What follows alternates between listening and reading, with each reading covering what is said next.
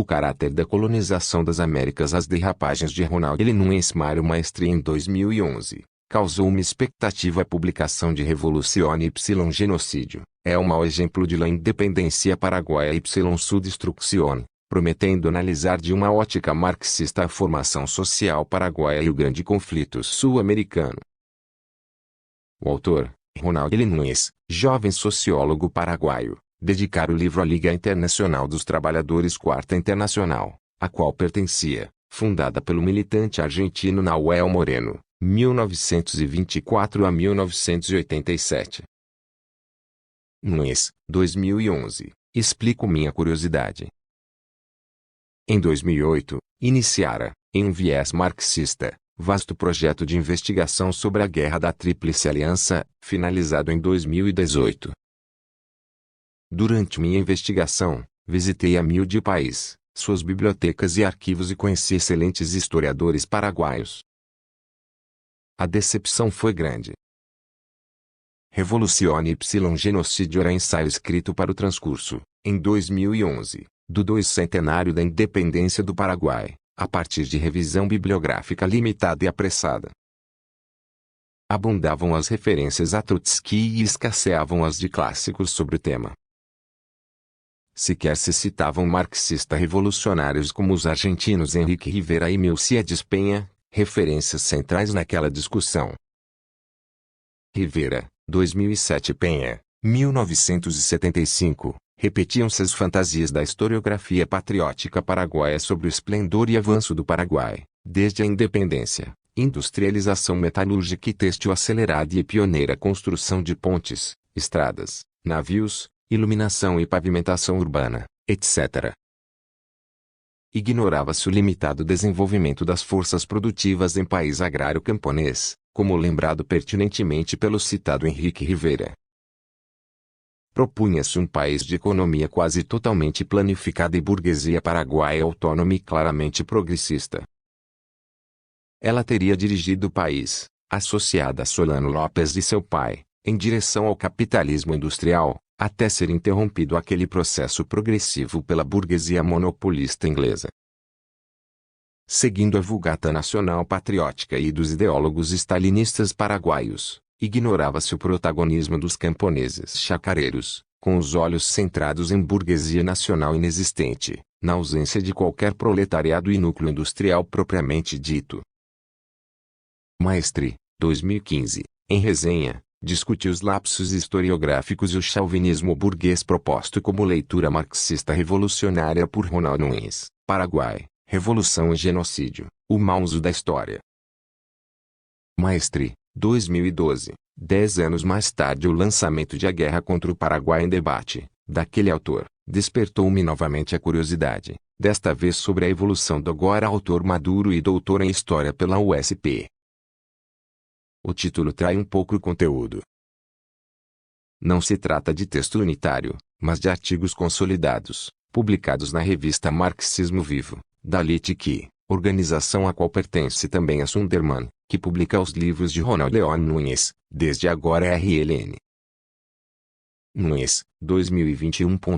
O livro possui 6 capítulos. O primeiro aborda tema referencial para a historiografia marxista, o caráter da colonização europeia, das Américas. Debate que, nos últimos tempos, esmoreceu com a vitória da maré contra a revolucionária mundial dos anos 1990, assinalada pela destruição da URSS. Porém, dispomos de valiosos estudos sobre essa polêmica.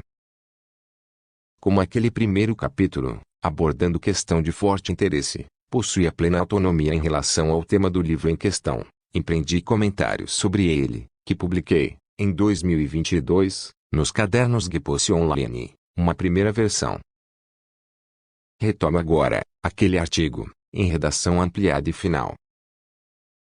Maestri, 2022. Como em 2011, em O Caráter da Colonização Europeia, deparamo-nos com iguais incompreensões do marxismo, bibliografia pobre, muitas citações e referências a Marx, Engels e Trotsky e poucas sobre o tema abordado. No texto, é ensurdecedor o silêncio autores referenciais ao tema. A grande surpresa foi que o objetivo do artigo não era avançar a discussão sobre o caráter da colonização das Américas, mas recuperação em extremistas teses, de Nahuel Moreno, na pia batismal Hugo Miguel Bressano Capacete, de 1948, em 4 teses sobre la colonización espanhola y portuguesa em América. Moreno é referência magna das organizações políticas pertencentes à Liga Internacional dos Trabalhadores, Quarta Internacional, LITQ, por ele fundada, com destaque, para o Brasil, do PSTU e as inúmeras rupturas que conheceu. Para tal, RLN praticamente regride ao estágio da discussão em 1960 a 1970, em uma estranha análise histórico-sociológica vintage. Um falso debate, passado feudal versus passado capitalista. Desde os anos 1930, o movimento comunista foi atado ao cepo stalinista. A partir dos processos de Moscou, 1936 a 38, multidões de bolcheviques foram eliminados quando do assalto da burocracia ao poder político na URSS. Broé, 1964. As leituras marxistas dos partidos da Três Internacional tornaram-se meras exegeses das instruções ditadas em Moscou, as quais se enquadravam praticamente sem discussão. Nos países coloniais, semicoloniais e capitalistas atrasados, os trabalhadores deviam submeter-se às burguesias nacionais, industrialistas, progressistas e anti-imperialistas, revolução por etapas, para superar as propostas supervivências semi-feudais e feudais com a construção de sólidas economias capitalistas. Apenas em uma segunda etapa, lutaria-se pelo socialismo. Com essa orientação, desinteressada na Revolução Mundial, a burocracia da URSS pretendia impossível colaboração com capital internacional. Frank, 1979. Na América Latina, esse colaboracionismo facilitou a hegemonia do populismo e nacional-desenvolvimentismo sobre os trabalhadores, varguismo, peronismo, aprismo, etc. Após a Revolução de 1905, Leon Trotsky e Alexandre Parvus defenderam que a fragilidade e pusilanimidade da burguesia russa deixara nas mãos dos trabalhadores a realização das tarefas democráticas, associadas às socialistas revolução permanente. Nas teses de abril, V. Lenin abraçou esta orientação e a necessidade de assalto imediato ao poder, após 3 meses apenas de democracia burguesa no ex-império tsarista. Trotsky, 1963 Veteremich, 1988 Lenin, 1917. Inicialmente, a oposição ao colaboracionismo stalinista reduzia-se a pequenas organizações anarquistas, marxistas e sobretudo marxista-revolucionárias, trotskistas. As últimas, perseguidas duramente pela burguesia e pelo stalinismo. Abramo Karepovs, 1984 Leol, 2003 Frank, 1973. Após a II Guerra Mundial, dizimada, a IV Internacional conheceu o processo de dispersão, confusão ensejado pelo contexto adverso e dificuldade em se inserir no movimento real dos trabalhadores. O que geraria as derrapagens pablistas, posadistas, mandelistas, lambertistas, morenistas, etc. Dispalin, 1980 a 159 Kraipeal, 1977 Mari, 1981 Maitan, 2006 Frank, 1973, na América Latina, com o enfraquecimento do stalinismo, 1956, denúncia dos crimes de Stalin, etc., e crescimento da industrialização e do proletariado na América Latina, sobretudo no Brasil, Argentina, Chile, Bolívia, Venezuela e México, fortaleceram-se ensaios de defesa do programa socialista e de crítica da revolução por etapas, por intelectuais de esquerda e pequenas organizações políticas revolucionárias. A caracterização da colonização foi destacado o campo desse confronto político-ideológico. O comunismo moscovita defendia o caráter feudal ou semi-feudal das antigas formações sociais latino-americanas e, no século XX, sua supervivência. Devia-se avançar segundo a revolução por etapas, primeiro, sob direção da burguesia nacional industrialista para, apenas a seguir, lutar pelo socialismo, como vimos. Ajeitavam-se o passado e o presente às políticas colaboracionistas. Prestes, 2015, 155, Lenin e Trotsky. Mais comumente, a crítica ao etapismo não retomou as propostas de Trotsky e Lenin de associar as tarefas democrático-burguesas e socialistas, sob a direção dos trabalhadores. Ao contrário, embretou-se, em direção oposta, na mesma trilha metodológica do reformismo, retocando também a história, desta vez, em favor do programa socialista. Grosso modo, propôs o caráter capitalista das Américas desde o desembarque dos conquistadores. Igualmente com uma leitura de cunho sociológico e escassas referências e conhecimento da história. A polêmica devia-se à proposta stalinista da necessidade de todas as formações sociais transitarem pelas 5 etapas, modos de produção, propostos por C. Marx e F. Engels na análise da evolução-revolução social, política, econômica civilizacionais no espaço europeu, comunismo primitivo, escravismo, feudalismo, capitalismo, socialismo. Em forma explícita ou implícita, ambas interpretações respeitavam aquela proposta mecanicista, supra-histórica e universalizante. A defesa de passado feudal propunha a superação da fase capitalista, para saltar para a etapa socialista. A tese da origem capitalista desde quase sempre, defendia que se passasse à etapa seguinte, a luta direta pelo socialismo, sem demoras e por todos os lados, já que as Américas não tinham conhecido outra forma de produção que a capitalista. No Brasil, entre outros, defenderam o feudal etapismo intelectuais percebistas como Astrogildo Pereira, 1890 a 1965, Octávio Brandão, 1896 a 1980, Passo Guimarães, 1908 a 1993, Nelson Ernest Sodré, 1911 a 1999. Alguns dos principais paladinos do capitalismo desde sempre foram o sociólogo argentino Sérgio Bagu, 1911 a 2002, o teórico estadunidense André Gunter Frank, 1929 a 2005, os brasileiros Rui Mauro Marini, 1932 a 1997, e Caio Prado Júnior, 1907 a 1990. O último, propunha a orientação caráter capitalista da colonização e negava entretanto a vigência do programa socialista. Marxistas revolucionários argentinos como Luiz Vitale, 1923 a 2010, radicado no Chile, e Milcíades Penha, 1933 a 1955, e Noel Moreno, 1924 a 1987, abraçaram essa visão, em formas mais ou menos refinadas.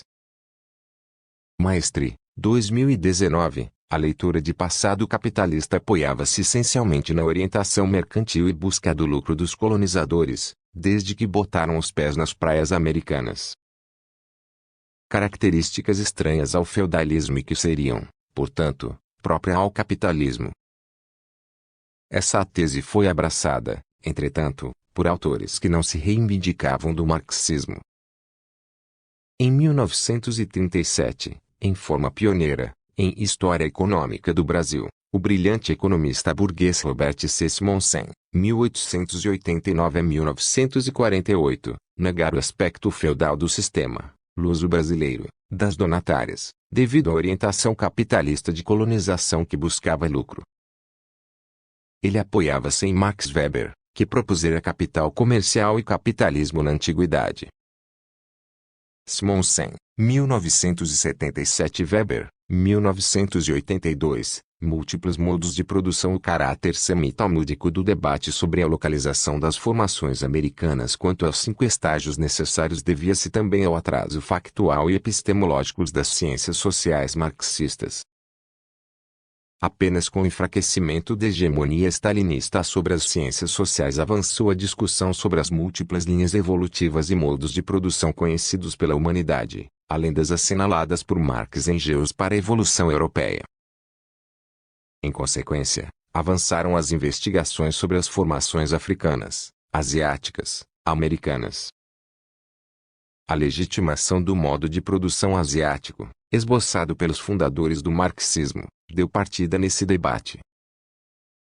Sofri, 1978 Petit, 1986. Em 1960, o Centre d'études de recherches marxistes, fundado pelo Partido Comunista Francês, abraçou aquela discussão. CERN, 1974, na América Latina, importantes contribuições acadêmicas tiveram escassa repercussão na praxis marxista, não apenas devido à situação política do continente. O Brasil vivia sob regime ditatorial, 1964 a 1985. Assadorian, 1973. Em geral, os partidos marxistas, a esquerda e a direita, mantiveram suas posições em torno da discussão das 5 etapas necessárias stalinistas. Milcíades Penha escreveu, muito jovem, magnífica história crítica da formação social argentina, publicada recentemente em volume unitário. Ele se suicidou, em 1955, aos 32 anos, devido à depressão crônica. Penha, 2012. Ele abraçou a tese do capitalismo desde sempre, já que morreu antes da retomada do debate marxista. No texto citado, 4 teses sobre la colonización espanhola y portuguesa em América, de 1948, sem a riqueza de Penha e sem uma real investigação factual, afastado do método marxista, Moreno generalizou e radicalizou aquela tese para todas as épocas e para as 3 Américas. La colonización espanhola, portuguesa, inglesa, francesa e holandesa em América, foi essencialmente capitalista. Moreno viveu até 1986, sem corrigir aquela avaliação, orgulho, sem razão, de ter sido um dos primeiros, se não o primeiro, a negar a colonização feudal e a defender a colonização capitalista. RLN, 2021, 34, a produção de Penha, nos seus limites e grandes qualidades, segue sendo leitura incontornável, não apenas para o estudo da formação social argentina. Atualmente, as leituras e propostas de Moreno sobre a colonização americana são sustentadas quase apenas por militantes intelectuais dogmáticos da LITIC, grupo internacional por ele criado, como vimos, e por grupúsculos dela desprendidos. Indiscutivelmente capitalista, Noel Moreno adapta a realidade histórica às suas propostas políticas. Nas 4 teses, explica a crise colonial, não pelo atraso, mas pelo importante desenvolvimento capitalista ocorrido no Império Espanhol no fim do século XVIII. Se houve tal explosão capitalista espanhola, ninguém viu ou ouviu. Tese abraçada por RLN que, no seu texto, apresenta citações de Milcíades Penha, Leon Trotsky e Karl Marx que apontam em sentido contrário, assinalando que, devido ao atraso feudal mercantil espanhol e de sua burguesia, a Espanha foi incapaz de promover, até o século XX, a sua substancial industrialização. RLN, 29 a 33, no que diz respeito à discussão política, entre programa socialista e capitalista, no século XX, era arbitrariedade, para a epistemologia marxista, e duplamente desnecessário, recuar a caracterização capitalista para o período colonial e pós-colonial. Desde os 1950, quando se estabelece a polêmica feudalismo x capitalismo, as principais formações latino-americanas conheciam, em forma indiscutível, organizações socioeconômicas capitalistas dominantes, mesmo subsistindo relações dependentes pré-capitalistas. Portanto, aquela discussão era relevante, no que dizia respeito às principais nações, para a definição do caráter da Revolução Latino-Americana, e desconsiderava as propostas de Trotsky, em 1905, e de Lenin, em 1917. Foi uma ironia da história que intelectuais moscovitas e colaboracionistas, propondo, em forma incorreta, relações supervivências feudais para a América Latina, apontaram, com razão, a improcedência da defesa de colonização capitalista de colônias americanas, por nações ibéricas de formação feudal mercantilista. Em 1963, em 4 séculos de latifúndio, Passos Guimarães lembrava: Percebe-se o conteúdo apologético dessa concepção errônea, pois com ela se admite que o sistema colonial, em vez de transportar para o território conquistado os elementos regressivos do país dominante, selecionaria os fatores novos determinantes da evolução social e deles se serviria para fundar, sociedade de um tipo mais avançado que as metropolitanas. Guimarães, 2005, 36, no que tinha razão. As intenções não definem o homem. Moreno propusera que as intenções da colonização seriam capitalistas.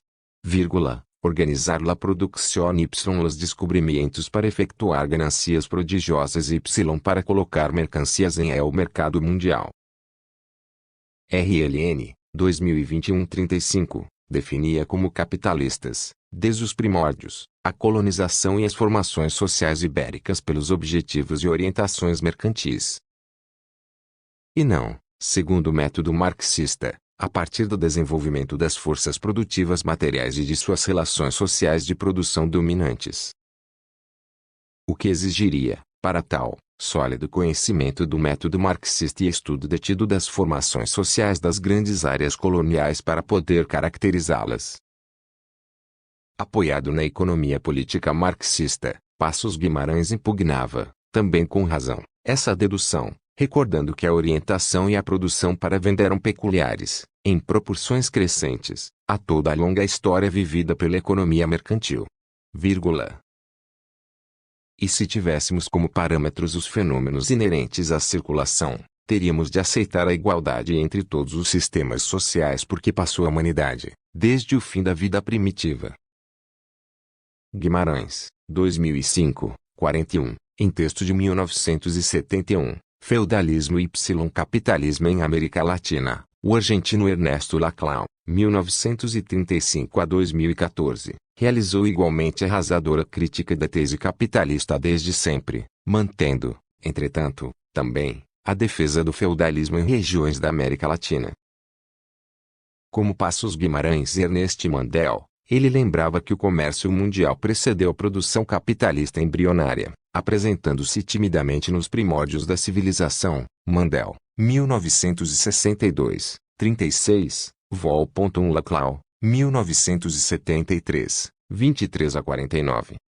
Os sistemas proto-mercantis e mercantis praticaram a circulação e a troca de bens, por comércio, moeda, e por escambo, troca, sem modificarem, necessariamente, no geral, os modos de produção das sociedades que produziam, por um lado, e compravam, por outro, os objetos postos à troca-venda. Os Brasis escambaram por décadas bens americanos, pau-brasil, peles, animais, etc., por mercadorias europeias, machados de ferro, cunhas, facas, etc., sem modificar no essencial as suas economias aldeãs. Maestre, 2013 Marchant, 1980, apenas a produção e exportação de mercadorias industriais desorganizava as comunidades pré-capitalistas com as quais se relacionava. Capitalismo dependurado no pincel. Era disparate propor colonização capitalista da América, desde o 500, sem produção capitalista, sem burguesia industrial, sem trabalhadores assalariados, sem mercado de trabalho livre, com baixíssimo nível de desenvolvimento das forças produtivas materiais. A tentativa de superação desse paradoxo motivou adjetivações diversas das categorias marxistas que teimavam em não se acomodar a definições fantasiosas. Para Penha, na América Latina, a classe colonial produtora para o mercado internacional conhecia um capitalismo colonial. Penha, 1973, 87, destacamos, Moreno inventou literalmente um capitalismo mediterrâneo, semi-feudal e não manufatureiro.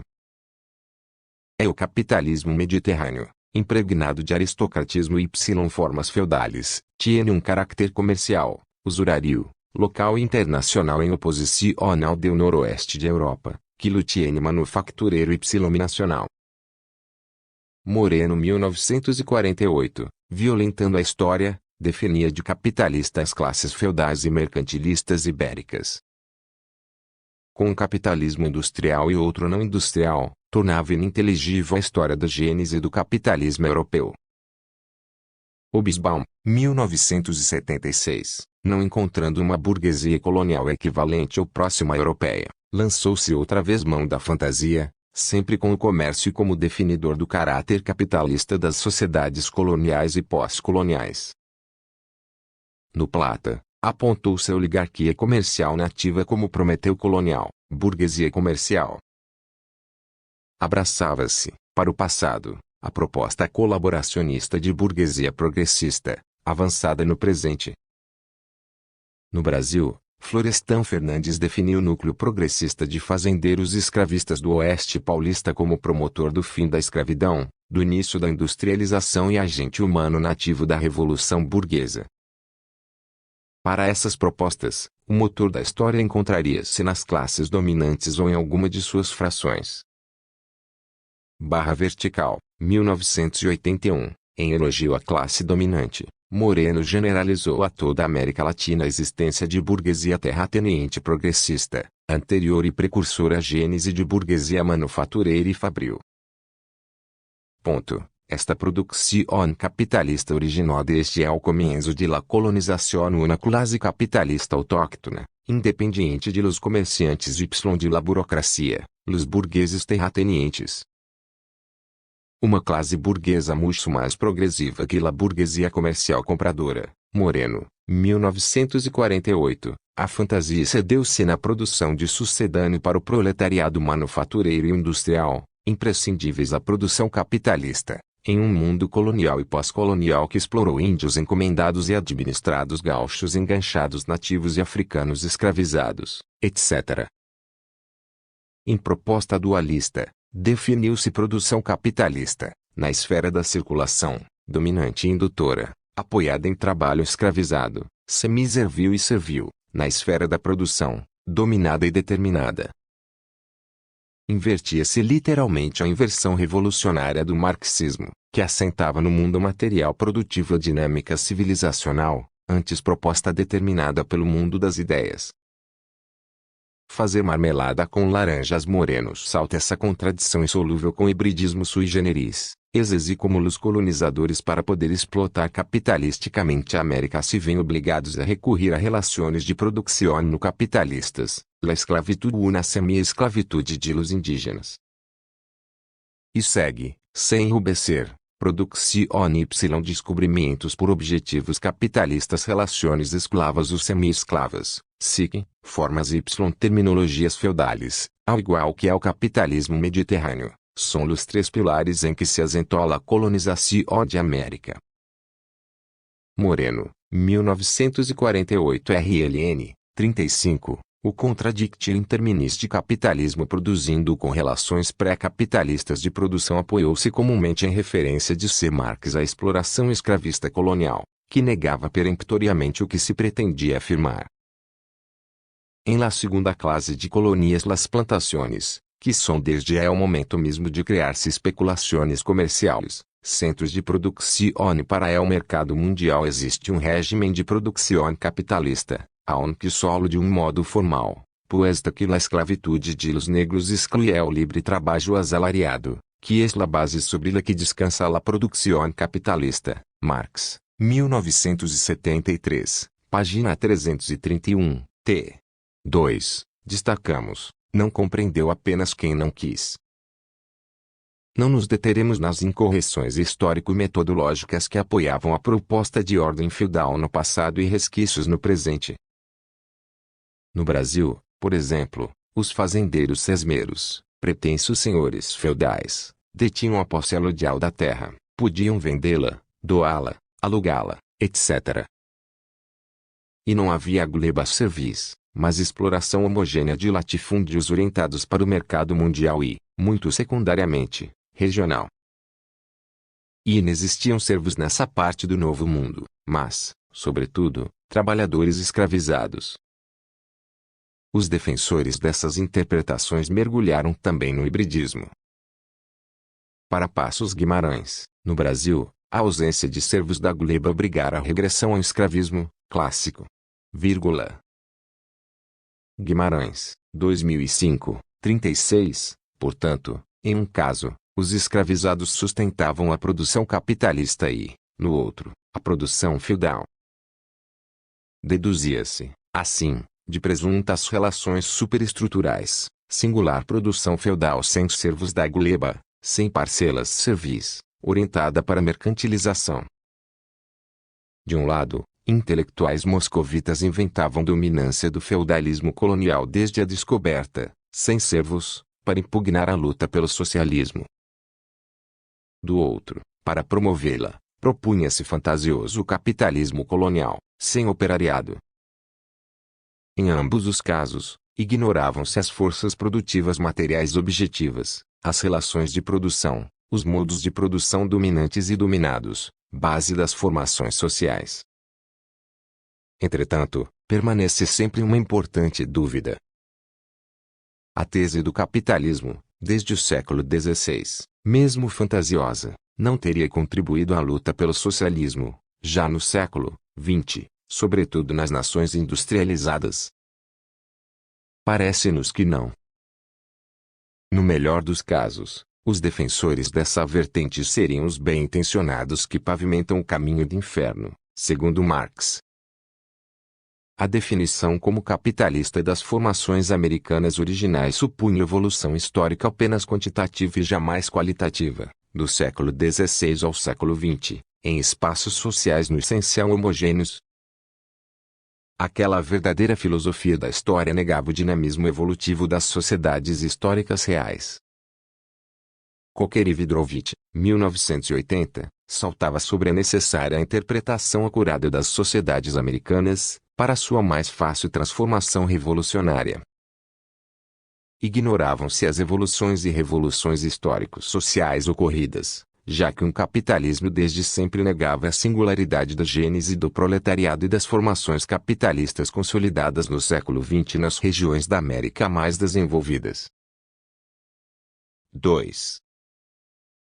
O escravismo colonial, ensaio apressado de desconstrução.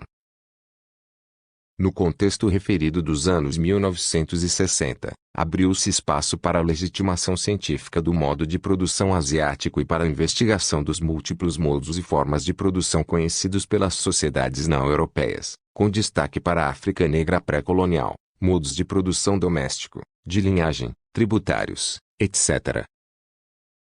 Melassolks, 1995, 1977. 1975 Lovejou, 1983 Mierscottitolf, 1983 Miller, 1995 Vancina, 1980, por razões diversas, avançou em forma menos ampla a mesma investigação sobre as formações pré-coloniais e coloniais americanas, comunidades maias, incaicas, encomienda, escravismo colonial, etc.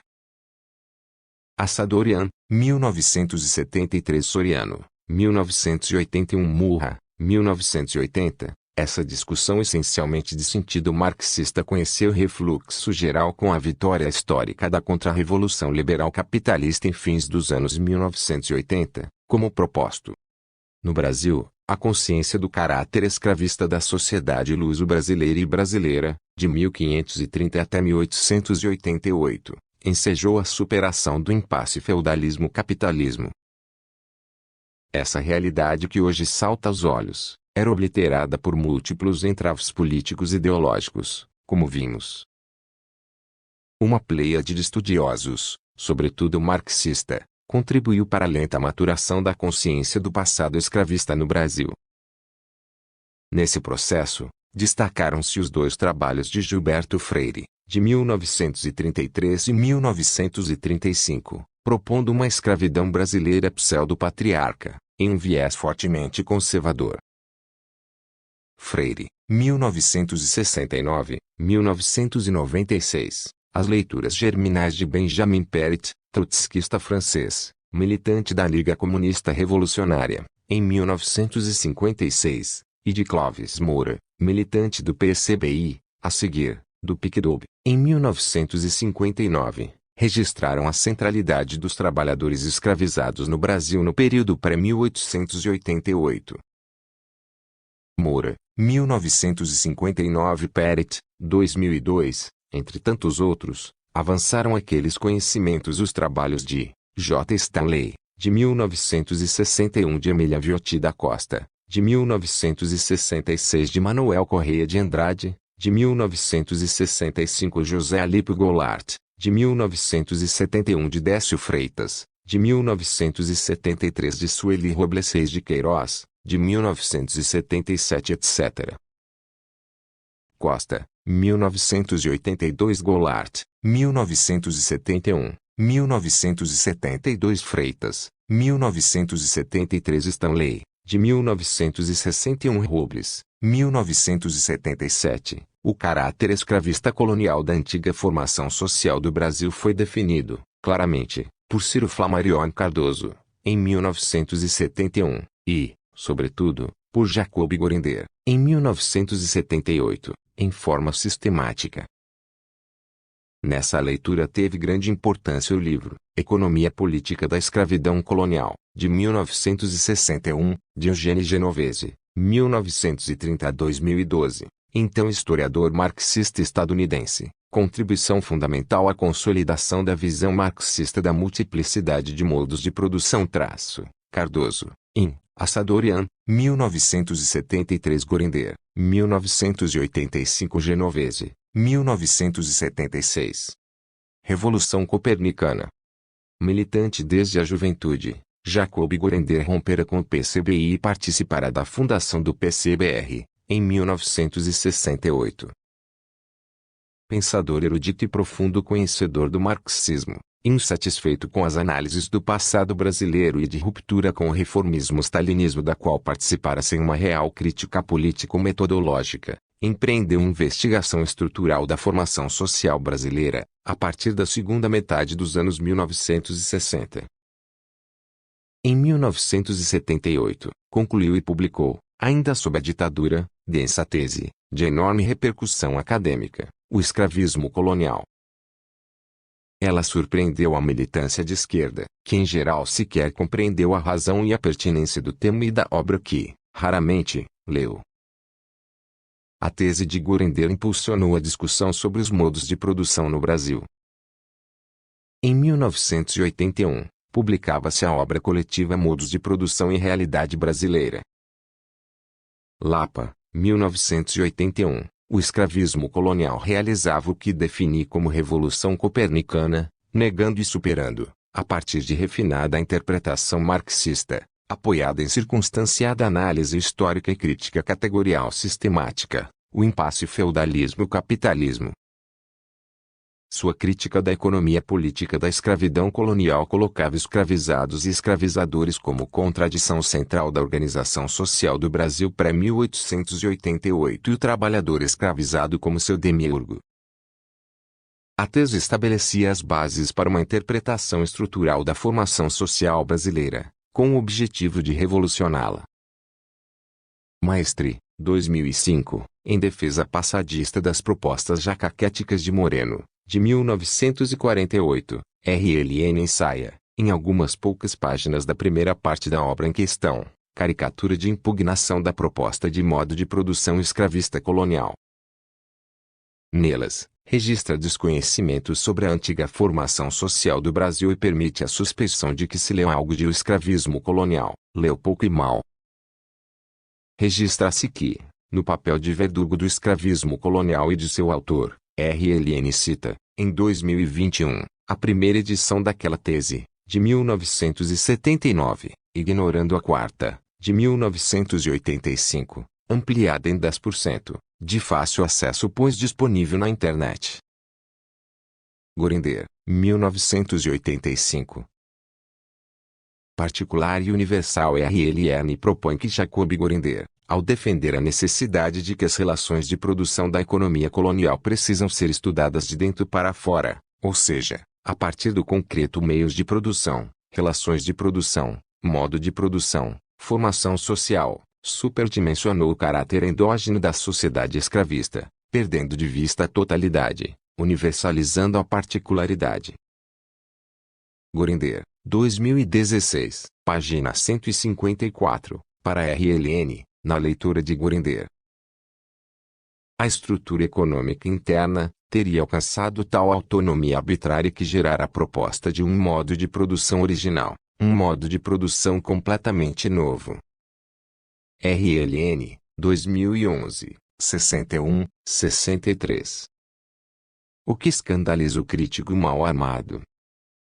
Em O Escravismo Colonial, Jacob Gorender explica que, no Brasil, nas ilhas do Caribe, etc., o confronto de duas formações sociais diversas, a feudal mercantilista ibérica, dominante, com a autóctone, dominada, não produzir uma transposição da primeira ou um simples amalgama entre as duas. Mas sim, ao contrário, dera lugar a uma realidade singular, um modo de produção de características novas, antes desconhecidas na história humana. Daí a proposta de um modo de produção historicamente novo. Gorender, 2016, 84-5. Aquele confronto teria, assim, gerado uma superação, uma síntese. RLN confunde o novo, proposto por Gorender, com completamente novo, proposto por ele, o que o autor de O Escravismo Colonial jamais defendeu.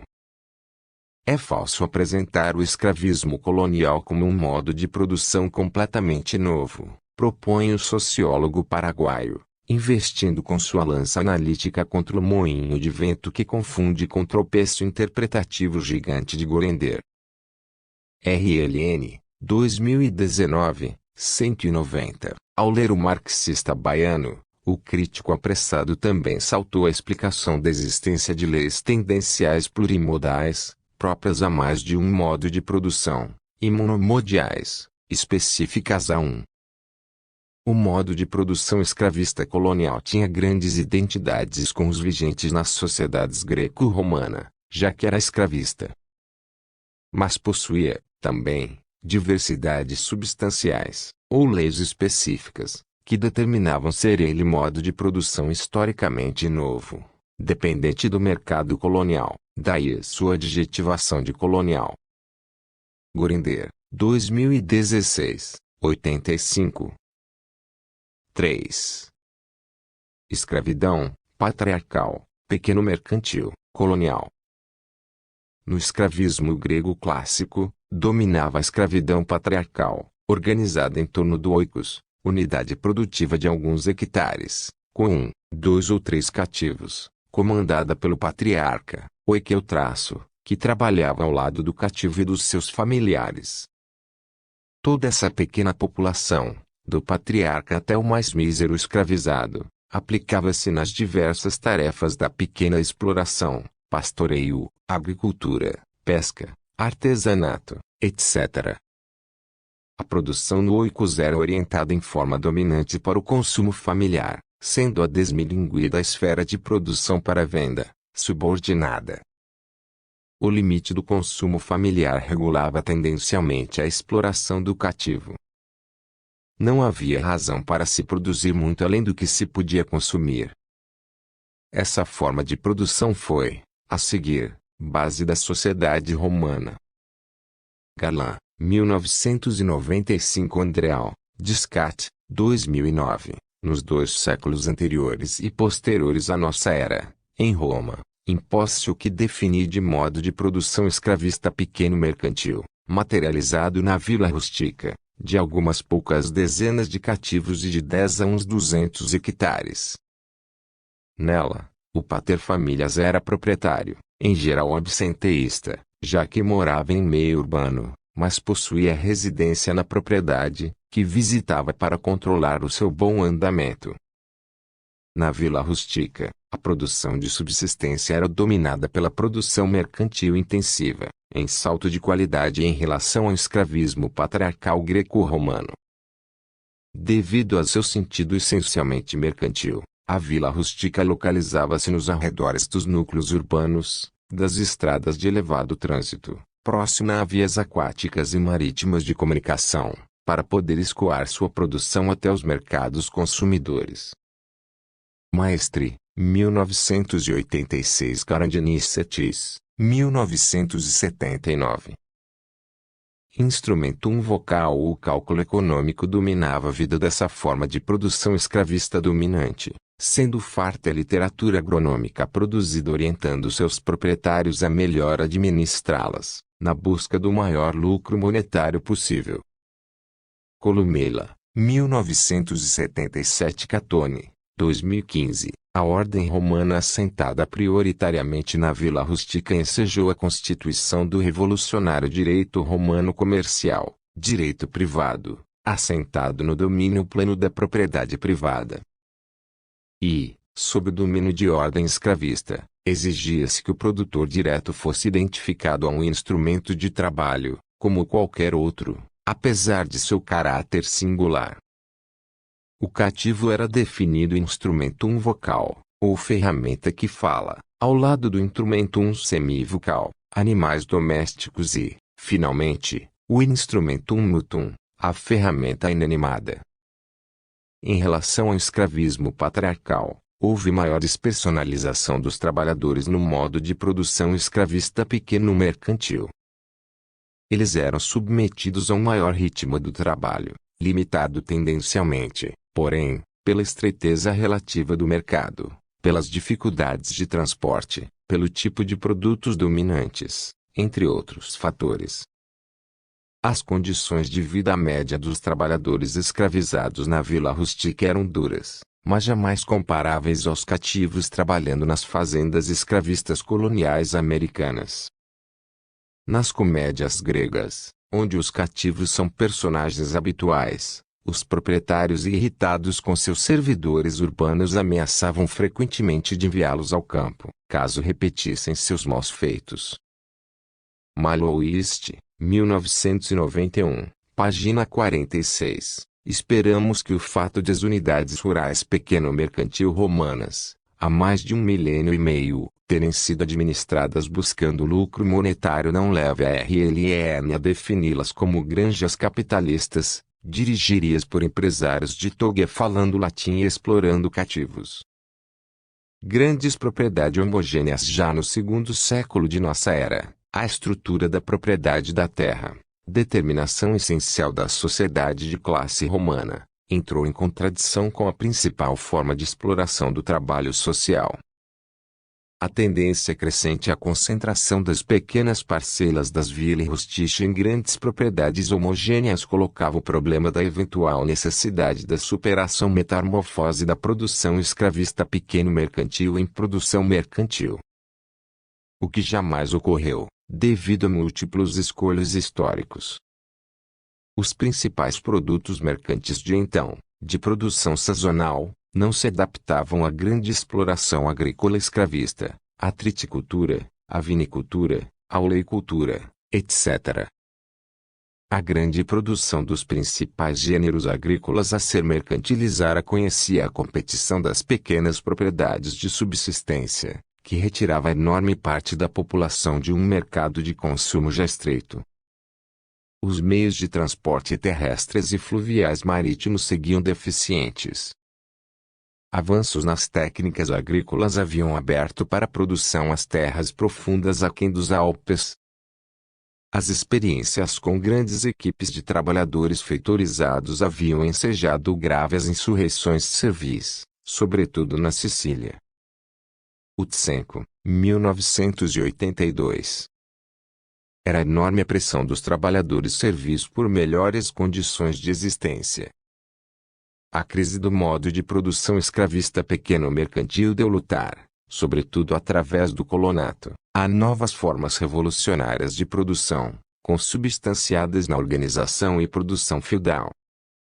Os produtores escravizados trabalhavam mal, a contragosto, deviam ser estreitamente vigiados. A qualidade do trabalho escravizado inibia tendencialmente o refinamento das técnicas e dos instrumentos produtivos. Conhecimentos tecnológicos essenciais, já difundidos nos últimos tempos do Império Romano, não encontravam uma utilidade social e produtiva, sendo utilizados sobretudo na arte da guerra. Breze, 2019, a produção escravista, que garantira séculos de desenvolvimento ao mundo romano, ingressou em uma profunda crise, na procura da solução de suas contradições. Sicotti, 1977. Do que 1979, através do colonato. As relações feudais de produção permitiram a solução deste impasse. O nível de desenvolvimento das forças produtivas materiais alcançado no Império Tárdio tornara possível um significativo salto na produtividade do trabalho humano, desde que se revolucionassem as relações sociais de produção. Cedendo parte de suas terras a pequenos arrendatários que pegavam, inicialmente, uma renda monetária, a seguir, porcentagem dos produtos agrícolas que produziam, os latifundiários economizavam os gastos de controle indispensáveis à produção escravista.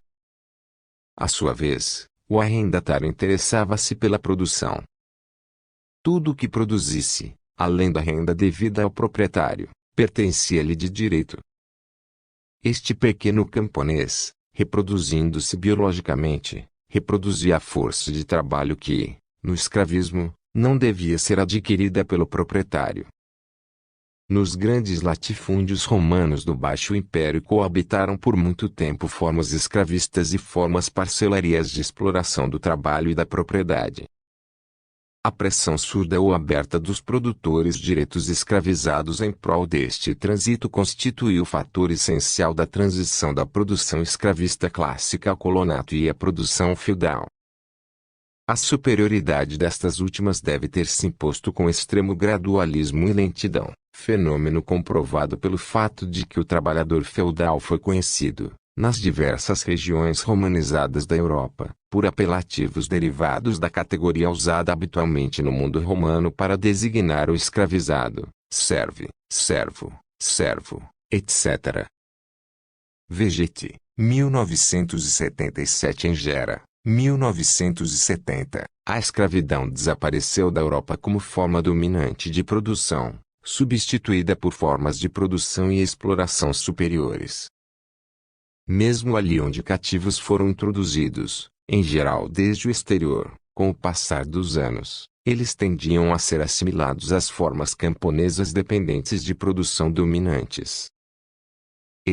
1987, o escravismo ressurgiu, em forma poderosa, assumindo um novo status grande mercantil, apenas no contexto da colonização americana, em condições históricas absolutamente novas, sobretudo quanto aos mercados e às técnicas de produção inóticas. Daí a proposta do escravismo colonial ser uma forma de produção com, por um lado, identidades com as organizações escravistas do passado, e, por outro, com fortes diferenças com elas. Ou seja, um modo de produção escravista mercantil ou colonial, novo na história. 4. Escravismo colonial, forma de produção historicamente nova. No escravismo colonial, dominou a grande produção mercantil, em propriedades de milhares de hectares, trabalhadas por dezenas centenas de cativos.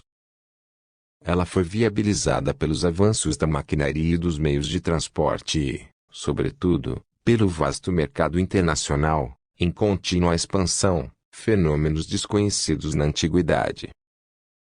Sob uma produção mercantil dirigida a um mercado em contínua expansão, com fonte inesgotável de trabalhadores escravizados, as condições médias de vida dos escravizados degradaram-se através dos quase 2 milênios. Exacerbando-se fortemente na escravidão colonial, a partir do século XVI sobretudo. A estreiteza do mercado mediterrâneo fora uma das determinações que impossibilitaram a escravidão pequeno-mercantil de alçar-se à grande produção mercantil. Devido a tudo isso, e sob a pressão de mercado em expansão, o escravismo colonial foi modo de produção historicamente novo, sem o ser totalmente novo, como apenas proposto. O mercado internacional foi fenômeno externo que ele criou as condições para o surgimento do escravismo colonial. O escravismo colonial só possibilita, um mercado interno estreito, ponto. Nas colônias, mas este problema estava de antemão resolvido, pois sua solução constituía uma das premissas da criação da plantagem colonial. A produção desta última se escoaria no mercado externo já existente em ampliação, com uma demanda crescente de gêneros tropicais, o mercado da Europa. Gurinder, 2016, 202, o mercado internacional, totalidade, foi, assim, pressuposto do escravismo colonial, singularidade americana dinâmica e determinante, quanto ao caráter da produção que se consolidou no Novo Mundo. O capitalismo pertencia ao futuro. Jacob Gurinder era claro. A intenção mercantilista, ou seja, a procura do lucro, não impugnava o que a colonização, no caso, lusitana, ensejasse, no Novo Mundo, formas e modos de produção singulares, com o domínio do escravista colonial, baseado na exploração de trabalhadores escravizados por controladores escravistas dos meios de produção.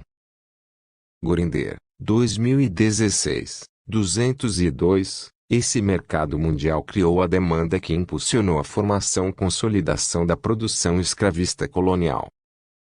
Em verdade, a produção escravista alimentava o mercado, digamos, feudal e capitalista, na Europa, e mercados de economia doméstica, como na África. RLN constrói modelo sociológico da colonização despreocupado com a realidade histórica. Em 1415, a conquista de Celta foi o marco referencial do início da exploração mercantil lusitana da África, Ásia, Américas. Em 1444, os primeiros cativos da costa ocidental africana foram distribuídos no Algarve. Zurara, 1973, 51, quando da exploração escravista açucareira na Ilha da Madeira e, quando ela se implantou nas costas brasílicas, a partir de 1530, a hegemonia capitalista pertencia ainda ao futuro. A Revolução Burguesa na Inglaterra partiu em 1640, precedida apenas pelos Países Baixos. 1983, a produção escravista americana não foi ensejada pela produção capitalista, nem se organizou para sustentá-la, como propõe visões de claro sentido teleológico. RLN realiza inversão de acontecimentos históricos ao propor que a estrutura interna das economias coloniais americanas não pode ser explicada fora do processo de expansão capitalista. Defende que o mercantilismo e a escravidão colonial nasceram e se subordinaram sempre em prol da acumulação capitalista. Ou seja, qualquer coisa como ovos tivessem aparecido no galinheiro, antes da chegada das galinhas. Boa parte da acumulação mercantil ibérica inicial permaneceu entesourada ou esgotou-se em gastos improdutivos. De certo modo, as rendas americanas frustraram e não impulsionaram o desenvolvimento capitalista em Portugal e na Espanha. A captação e alimentação crescentes da acumulação originária de capital pelas riquezas extraídas do mundo extra-europeu deram-se no devir histórico. Ao citar Marx, RLN não atenta ao proposto por ele. Foi a escravidão que valorizou as colônias. Foram as colônias que criaram o comércio universal. E o comércio universal é pré-condição da grande indústria. RLN, 65. Destacamos, ou seja, sem o comércio universal, não haveria grande indústria. O que não quer dizer que ele se construiu para sustentar a grande indústria. Ele se construiu devido à voracidade do mercantilismo. É a estrutura interna das economias colônias que precede a dominância do capitalismo, que não pode ser explicado sem sua pré-história, a acumulação primitiva de capitais, não produzidos pela produção capitalista. Na história, a ordem dos fatores altera o produto. E os ovos são postos depois da chegada das penosas ao galinheiro. Teleologia capitalista. RLN é forçado a reconhecer que a forma de produção predominante no Brasil foi escravista. RLN, 2021, 63, o que já é um avanço, mas pouco informado sobre a escravidão colonial, serve-se da imaginação para propor que ela teria sido altamente lucrativa. RLN, 2021, 65, 64, não, ao contrário.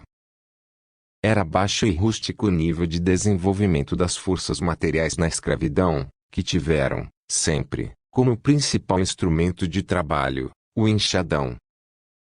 O que explica por que os produtores feitorizados foram necessariamente transformados em bagaços humanos ainda em vida nessa forma de produção mercantil. E basta um rolê por Madrid, Lisboa, Paris, Londres, etc., para compreendermos onde terminou a maior parte do sobretrabalho produzido pelos cativos no Brasil. Em verdade, se a escravidão fosse altamente lucrativa, ela perigava se ter mantido até hoje. Apesar do reconhecimento, retórico, de produção escravista predominante no Brasil, RLN questiona Jacob Gorinder por afirmar que o escravismo colonial ou seus resquícios deveriam ser superados para abrir caminho ao capitalismo industrial. RLN, 2021, 64. O autor propõe que o marxista baiano atribua à abolição da escravatura magnitude desmesurada e que defenda que ela foi a única revolução social até hoje conhecida na história do Brasil. E abraçando as visões fora da história sobre o sentido da revolução abolicionista, agrega que ver 1888 como revolução social subestimaria os seus limites, do ponto de vista dos anteriormente escravizados. Tese defendida pelos escravistas, por Gilberto Freire entre outros.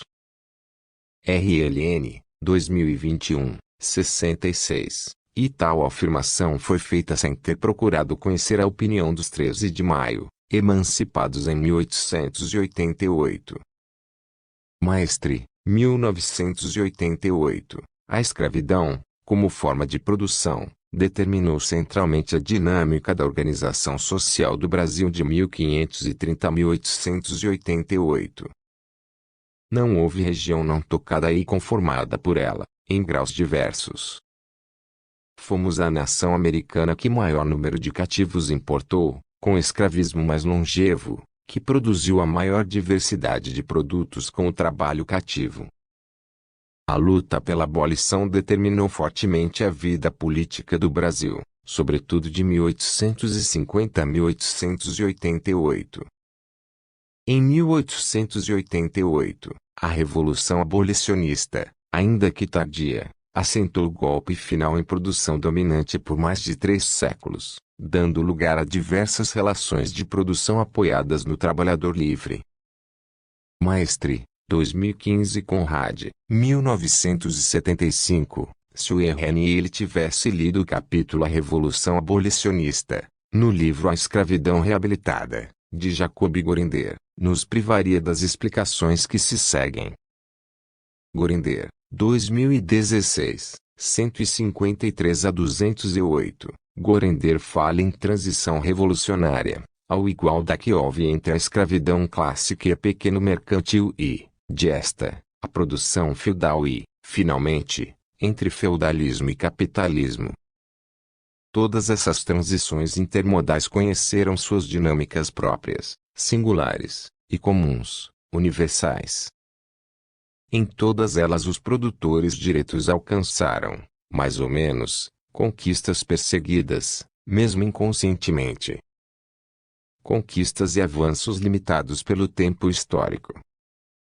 O servus do feudalismo vivia, em geral, vida muito dura, mas superior ao servus da escravidão romana. As conquistas revolucionárias obtidas quando da abolição poderiam ter sido mais amplas, se o movimento abolicionista contasse com uma maior base social de sustentação e apoio nacional coeso.